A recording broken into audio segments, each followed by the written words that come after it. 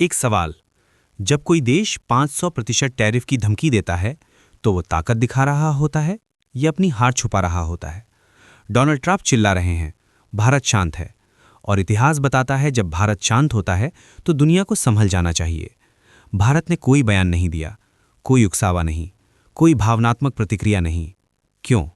क्योंकि जो देश अपने पैरों पर खड़ा हो जाता है उसे जवाब देने की जरूरत नहीं पड़ती, उसे सिर्फ दिशा बदलनी होती है। और भारत ने वही किया है। ट्रंप की समस्या टैरिफ नहीं है, ट्रंप की समस्या है भारत अब उनकी शर्तों पर सोचता नहीं है। ट्रंप चाहता है कि भारत रूस से तेल मत खरीदो, भारत अपनी विदेश नीति बदलो, हमारे कहने पर चलो। ये साझेदारी नहीं, ये आदेश हैं। और भारत ने आदेश मानने से सीधे मना कर दिया। यहीं से ट्रंप का गुस्सा डर में बदल गया। ध्यान से समझिए, 500% टैरिफ किसी भी समझदार अर्थव्यवस्था का फैसला नहीं होता। ये उस नेता की भाषा होती है जो देख रहा हो कि उसका दबदबा खत्म हो रहा है और भारत उस दबदबे से बाहर निकल चुका है। ट्रंप कैमरे पर खेलते हैं, मोदी नक्शे पर। ट्रंप शोर करते हैं, मोदी विकल्प बनाते हैं। बिना शोर के मोदी ने Britain, Oman, New Zealand, Europe, Bharat ने दुनिया खोल ली है। यही सबसे बड़ा झटका है। बिना गोली, बिना बयान।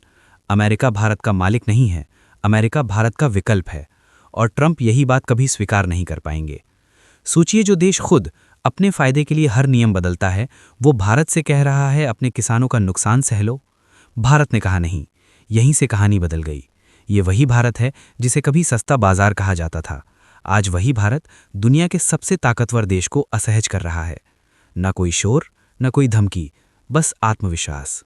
ये लड़ाई ट्रंप बनाम मोदी की नहीं है, ये लड़ाई है धमकी बनाम धैर्य की, शोर बनाम समझदारी की, अहंकार बनाम आत्मसम्मान की। मोदी गुस्से में नहीं है, भारत डरा नहीं है। लेकिन अब एक बात तय है, भारत किसी के दबाव में अपना भविष्य तय नहीं करेगा। अब आपकी बारी।